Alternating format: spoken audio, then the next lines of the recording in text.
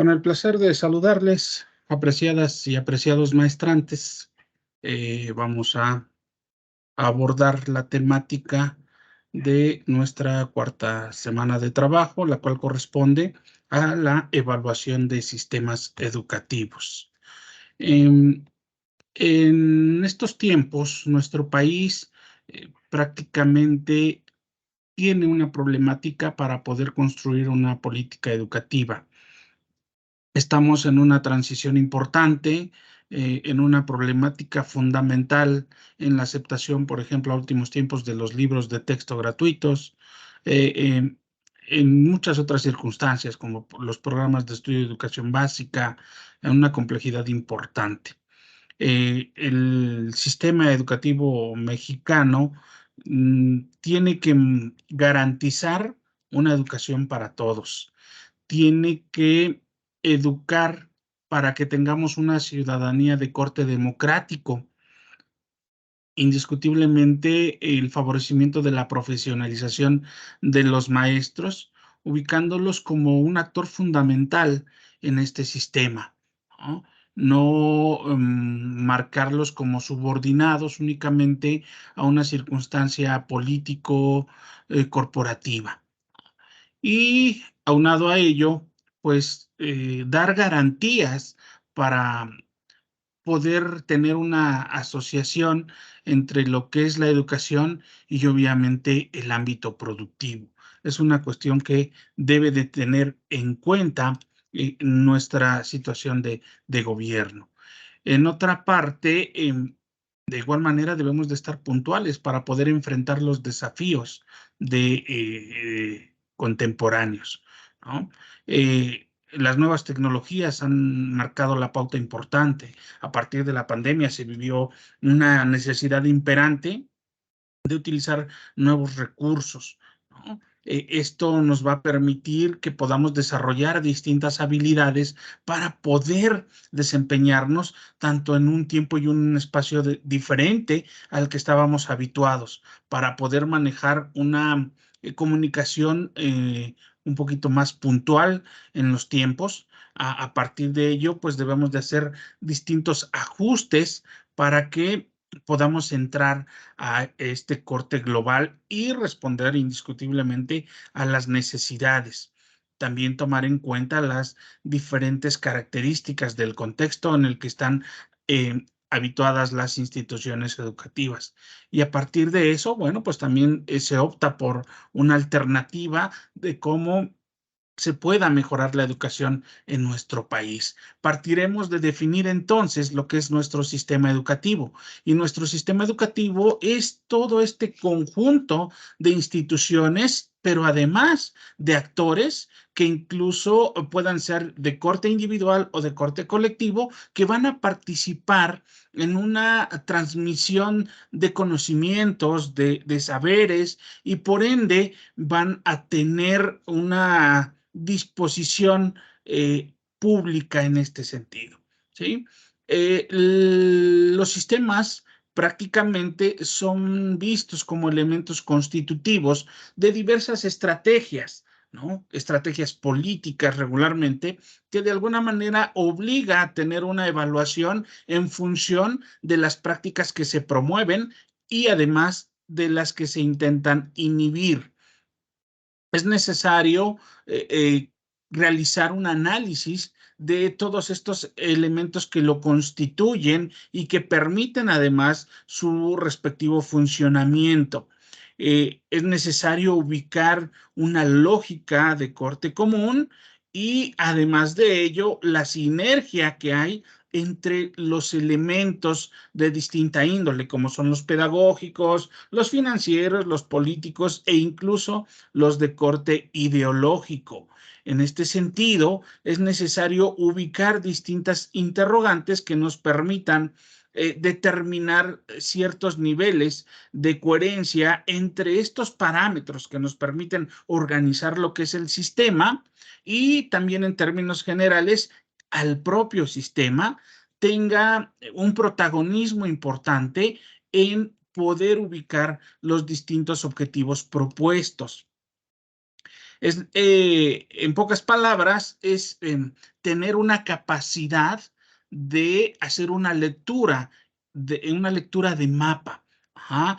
Poder ubicar la forma de cómo una conformación de objetivos es necesaria para poder tomarla como una herramienta de las distintas estructuras y no necesariamente de una política educativa. Es decir, cómo vamos a partir de ubicar estas estructuras dentro del sistema, a partir de ello tengamos una evaluación de las mismas y en este sentido nos permita tener una clarificación del panorama, no necesariamente de una política educativa. Si ubicamos una circunstancia de metodología, es necesario ubicar a la estructura en su conjunto. Ujú. Todo el sistema.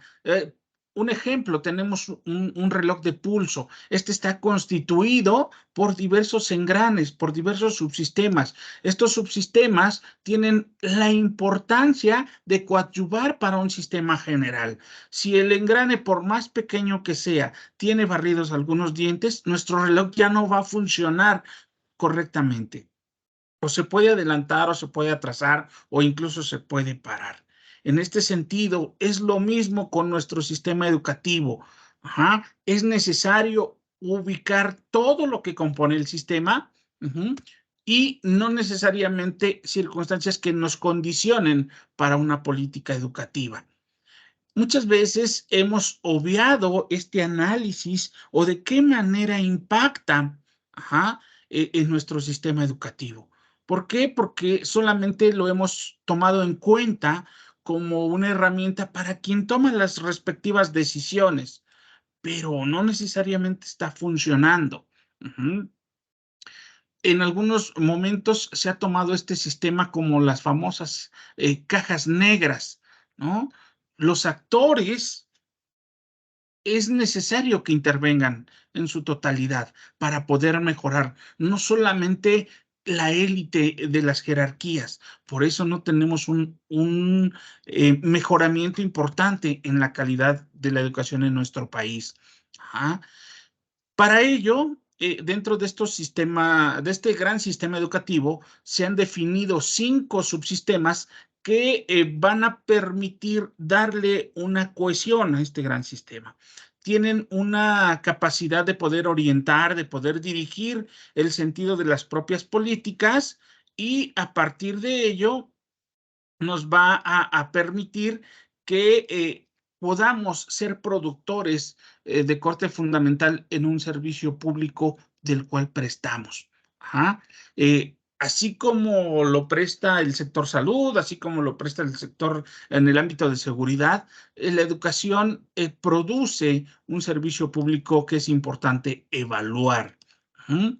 Bueno, estos subsistemas que conforman a nuestro gran sistema educativo es el subsistema de gobierno, el de recursos humanos, el de currículum y prácticas pedagógicas, financiamiento educativo y el de información y evaluación.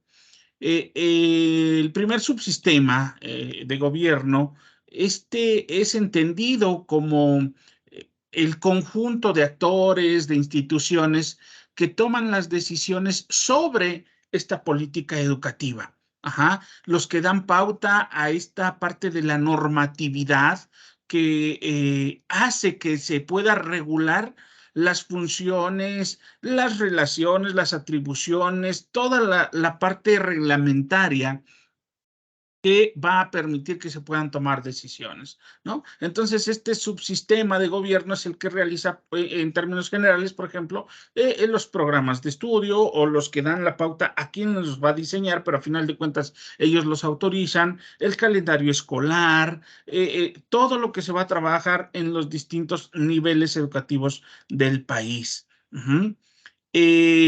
Nuestro sistema tiene hoy en día un debate importante, sobre todo por algunas prácticas que son incluso históricas y que a final de cuentas marcan la pauta de una actuación importante en este sector. Bueno, Una de estas primeras tensiones que da pauta a ello es el tener un modelo de corte revolucionario de organización institucional y que esté prácticamente marcado plenamente por el régimen del Estado, pero concerniente a un partido político. Es decir, el partido político que está en el poder es el que va a determinar cuál es prácticamente la forma en que se va a llevar a cabo la educación en el país.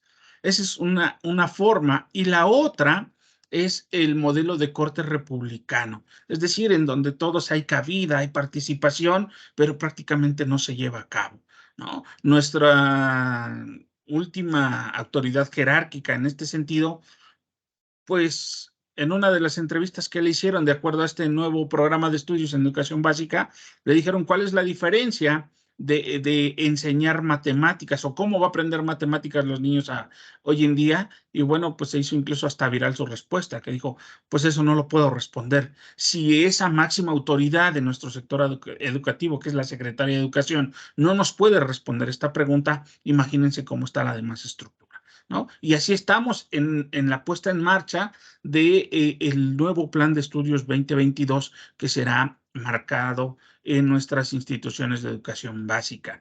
En este sentido, el partido en función va a tener mucha injerencia, así como lo tuvo el partido anterior, ¿no? El PRI con las diversas autoridades, así como lo tuvo el PAN en su momento en 2 sexenios. Así es de esta triste realidad, y no darle una secuencia importante para que podamos revisar plenamente la funcionalidad de una reforma educativa. ¿Cuántos años son necesarios para poder analizar si funciona o no funciona una reforma educativa? Por lo menos en educación básica. En la actualidad se requerirían 13, 14 años para poder analizar si funciona o no funciona. ¿Por qué 13 o 14 años? Porque en esa temporalidad ya podemos analizar una generación que haya pasado completa desde el preescolar hasta el término de la secundaria, que es lo que abarca la educación básica, para poder analizar,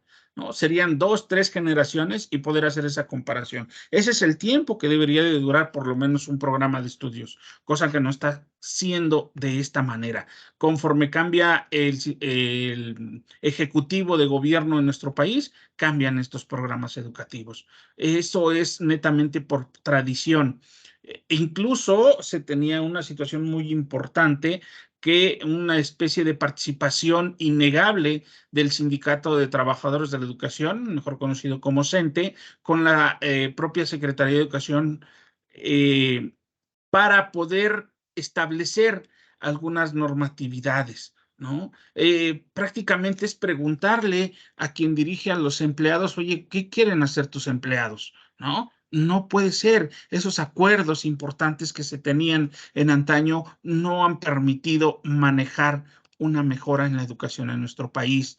Esta relación entre la SEP y este sindicato, el más grande de Latinoamérica, por cierto, da la pauta a que haya condiciones, ¿no?, de preferencia, de buenas prácticas para algunos, pero en detrimento de otros. En este sentido, bueno, pues estas políticas prácticamente pueden vetar buenos elementos, pueden vetar a gente productiva y manejar el famoso compadrazgo para las decisiones importantes en nuestro país. Una segunda tensión o una segunda problemática que hay en este subsistema es esta transición entre lo que es el federalismo y la centralización en esta ejecución de políticas públicas. Nuestro sistema educativo surge en el país plenamente con una responsabilidad de los municipios, ¿sí? Plenamente.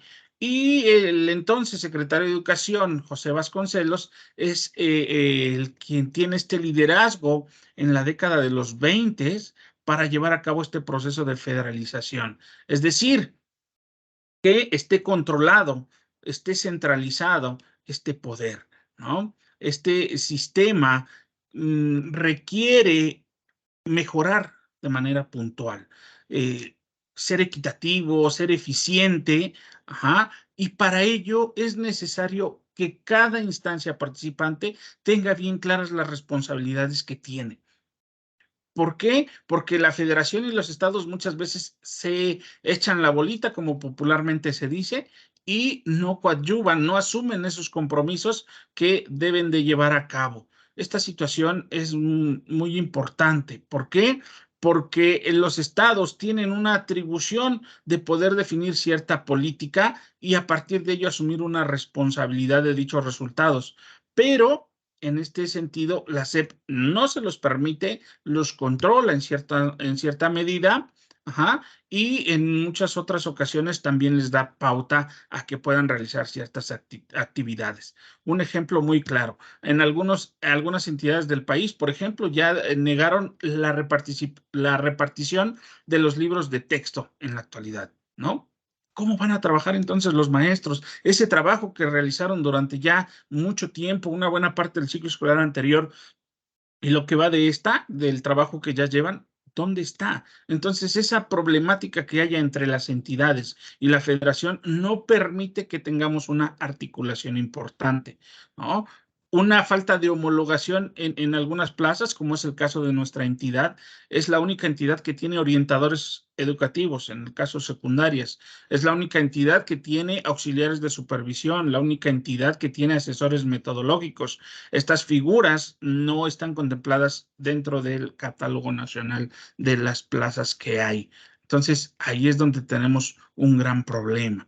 Y un tercer problema, una tensión importante, es esta tradición de corte vertical y además homogéneo respecto a la transición de este modelo, en el que se pretende que ya no sea de manera vertical, sino de manera horizontal, que haya diversidad y una participación plena tengan una mayor aceptación. Esta tradición que tenemos de el sistema y que la autoridad misma la ha promovido mediante normas dispuestas, es lo que también está desde hace tiempo en nuestro sistema y no nos ha permitido avanzar, ¿no? El hecho de que tengamos libros de texto únicos, incluso el modelo de la supervisión, que prácticamente va de corte disciplinario y no de corte de apoyo, de guía fundamental, bueno, pues ha permitido que esto tengamos un gran problema. Indiscutiblemente, el tamaño enorme del que abarca la SEP, indiscutiblemente, y que esta incluso sea vista más como prácticamente un ministerio, más allá de que dé cabida a una orientación puntual, a una investigación, ha tenido una gran problemática en nuestro respectivo sistema. ¿Qué necesitamos? Necesitamos un cambio en nuestra estructura, en nuestra organización, pero un cambio puntual. Los mecanismos deben de ser diferentes. Necesitamos distribuir las responsabilidades de mejor medida. ¿Para qué? Para que podamos tener mejores resultados. En el caso del subsistema de los recursos humanos, bueno, aquí es donde se involucra prácticamente a la gama de actores que pueden reclutar, que pueden formar y que pueden darle también esta actualización a la parte de los docentes. Ellos son los que pueden hacer una gestión de plazas para que en las distintas instituciones no haya esa situación de faltantes, ¿no? Y que obviamente determinen precisamente también parte de la normatividad en conjunto con el subsistema de gobierno, que realmente haya una promoción de corte escalafonario, que haya ciertos filtros que se tengan que cumplir y que no sean como algunas reformas que han sido buenas parcialmente, como la reforma de 2012, 2013 de Peña Nieto, que algunos la llamaron una reforma punitiva para el magisterio, es decir, ser evaluados y si no demuestras que tienes las capacidades, conocimientos, habilidades, aptitudes y sobre todo la forma de trabajo con los respectivos educandos, tienes 3 oportunidades y en esas 3 oportunidades no pasas, adiós, muchas gracias. Lo que pasa en las escuelas incorporadas o particulares como las conocemos. Ajá. Si no realizas las actividades, si no das los resultados, muchas gracias. ¿sí? No te vuelven a dar espacio en estas instituciones. En este sentido, es neurálgico trabajar esta parte de los recursos humanos en nuestro sistema educativo. Necesitamos manejar una calidad intrínseca. La actualización debe de estar puntual, pero una actualización plena y que sea por los especialistas y que no encontremos las declaraciones en las vespertinas que hacen hoy en día de parte de nuestras autoridades, como lo hace el señor Díaz Barriga, y que diga, ¿no?, que los supervisores y los directores no están entendiendo la reforma educativa. Sí, no la están entendiendo porque quien capacita a los directores son los supervisores. Aquí la pregunta del millón es: ¿quién está capacitando a los supervisores? ¿Quién capacita a la gente que capacita a su vez a los supervisores? Y vamos a llegar hasta a las jerarquías más altas. No está claro esta situación de esta reforma. Entonces, los personajes que están actuando en este punto no están funcionando. Necesitamos producir otro tipo de modelos, ¿no? La política en los recursos humanos pareciera ser uno de los puntos más débiles de nuestro sistema educativo. ¿Por qué? Porque muchas veces han demostrado que no se tiene la capacidad para poder ejercer dicha función. Aquí vuelven a entrar otros vicios, como en la cuestión del subsistema de gobierno, la relación que haya entre la SEP y los jerarcas del CENTE. Tú contrólame, tú que eres el secretario de dicho sindicato, tú los vas a controlar porque van a hacer lo que yo quiero que realicen. Ah, ¿cómo lo acordamos? Tengo estas plazas, ¿cuántas quieres para tus allegados? ¿Sí? Importantes. De esa manera se realizan prácticamente los convenios. No puede ser, no vamos a poder avanzar de esta manera. Es necesario también restituir esta idea de que estas autoridades manejan en la actualidad. Es necesario quitar esta confusión, mejorar el impacto que se tiene en las instituciones educativas. De esta manera llegamos al subsistema de currículum y prácticas pedagógicas. En este subsistema es necesario hacer un análisis de los mecanismos por los cuales nuestro sistema actúa en estos procesos de corte pedagógico al interior de las instituciones educativas y, mejor aún, al interior de las aulas. Es necesario visualizar la capacidad que tiene nuestro sistema para poder construir un contexto apropiado a este proceso fundamental que es el de enseñanza-aprendizaje. El currículum, ¿qué es lo que van a aprender los alumnos? ¿Por quién está diseñado? ¿Los materiales que se brindan son adecuados? Los maestros hoy en día se están quebrando la cabeza porque no entienden qué es un programa analítico, cómo van a hacer su plano didáctico. Eso, ¿cómo lo van a llevar a la práctica en el aula? Es una cuestión que no está clara. Y entonces, en esta circunstancia de actualidad y de tratar de mejorar, los cambios han sido, pues, no tan acertados. Ajá. Algunos dicen que hay participación académica o la autoridad hasta cierto punto nos ha tomado el pelo porque dice se ha consultado a especialistas, se ha tomado en cuenta la opinión de los maestros, pero no es así, ha sido un engaño. ¿Por qué? Porque muchos maestros fueron convocados a un foro, por ejemplo, en el que dieron una conferencia, pero esos listados de asistencia ya formaron parte de este sustento que dicen que hubo la participación de los maestros para ello, ¿no? No ha sido de esta manera. No tenemos una actualización puntual y como corresponde. Y bueno, podemos tener tal vez en nuestro país pues una situación variada de producción curricular, pero esta no ha sido suficiente y no ha sido puntual, ¿sí? No tiene el impacto que se espera. ¿Por qué? Porque nuestro sistema está gobernado o tiene gran influencia por estos subsistemas como el de gobierno que manifestábamos al inicio, y esa es una gran problemática. Llegamos al subsistema de financiamiento, ¿sí? Este penúltimo subsistema que prácticamente pues, nos da la pauta de cómo es la inversión en nuestro sistema educativo, en qué se gasta el dinero, los rubros, las cantidades, cómo conforman este gasto educativo. Y bueno, a partir de ello, también quiénes son los que toman las decisiones en cómo se gasta, cómo están manejadas estas reglas para que estos tengan ciertas atribuciones. Bueno, nuestro país trata de hacer un gran esfuerzo, o tal vez lo ha hecho, para poder mejorar el gasto que se tiene en el ámbito educativo desde los últimos años. Sin embargo, el gasto que se realiza en nuestro país está por debajo de la media de los países que integran la OECD.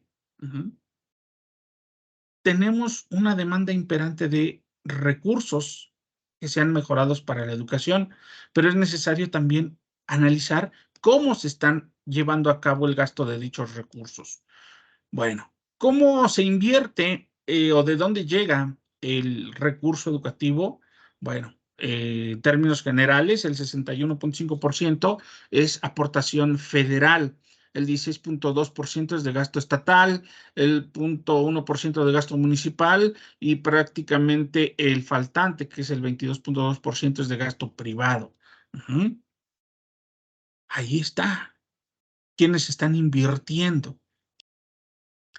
De eso que se genera, el 64% ya de gasto se destina a la educación básica, porque obviamente es a la que el Estado está obligado de impartir de manera constitucional. Y bueno, esta circunstancia de esfuerzos se ha ligado por muchas circunstancias, incluso por un acuerdo nacional para la mejora de la educación básica, o mejor conocida como la ANMEB. Ahí se dieron varios lineamientos para poder mejorar la situación del ámbito educativo. Entre ellas era pues darles un incremento salarial importante a los maestros. Ahí surgió ese famoso programa de carrera magisterial hoy extinto, pero quienes fueron beneficiados en ese entonces y que están en activo siguen conservando dicho beneficio, ¿no? Bueno, en este aspecto también se desarticuló prácticamente esta situación de los recursos, tanto federales, estatales y privados, para que se diera una inversión en conjunto para el Estado mexicano, que hubiera una situación de eficiencia en el uso de estos recursos, pero a la fecha no se ha dado. Seguimos teniendo una crisis. ¿Cómo se está dando? Entonces, si prácticamente la mayoría de esa inversión que tenemos en el ámbito educativo se está gastando para el sueldo de los maestros, ¿cómo estamos dejando entonces para la capacitación, que es algo sumamente importante? Y llegamos finalmente al subsistema de información y evaluación. Este subsistema va a involucrar también a todos los actores, a la producción que se hace en este sistema y que se pueda dar también este análisis y sobre todo el uso de la información que estamos recabando. A partir de ello, vamos a manejar, obviamente, distintas evaluaciones que nos permitan ubicar la calidad educativa, sobre todo también el impacto que puede tener la falta de esto y o el bajo nivel que tenemos en este aspecto, ¿no? Y obviamente también cómo va a impactar en los demás elementos, o mejor conocido como subsistemas. Bueno, desde la época de los 90, por ejemplo, en nuestro país hay una reforma en la educación básica, obviamente manejada desde nuestra secretaría, y a partir de eso se ubica un mecanismo de evaluación de calidad, ¿sí? A partir de ello, uno de sus objetivos era prácticamente hacer auditorías para llegar a una mejora de nuestro respectivo sistema. Ya para el nuevo milenio, en el año 2002, hay distintos dispositivos que se han puesto en marcha para poder manejar también una investigación y una mejora educativa, ¿no? Por ejemplo, la Dirección General de Evaluación, dependiente de la Secretaría de Educación Pública, y que fue prácticamente responsable de realizar la evaluación en nuestro país. Además de ello, la creación del INE, el Instituto Nacional para la Evaluación de la Educación, también hoy extinto, pero bueno, fueron importantes como organismos para realizar una evaluación. Este último encaminado mucho para la evaluación, sobre todo de los docentes, de todo el magisterio.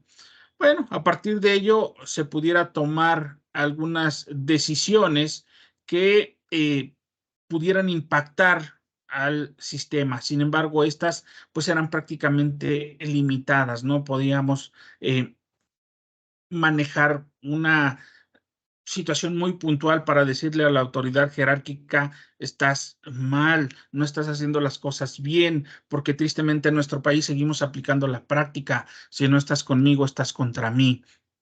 De esta manera podemos o pudimos analizar algunos de los subsistemas que conforman nuestro gran sistema educativo y cómo estos convergen en una mejora o en una falta de esta para ello. Bueno, en este sentido, espero que esta información les permita tener las bases para poder realizar nuestro producto de esta semana.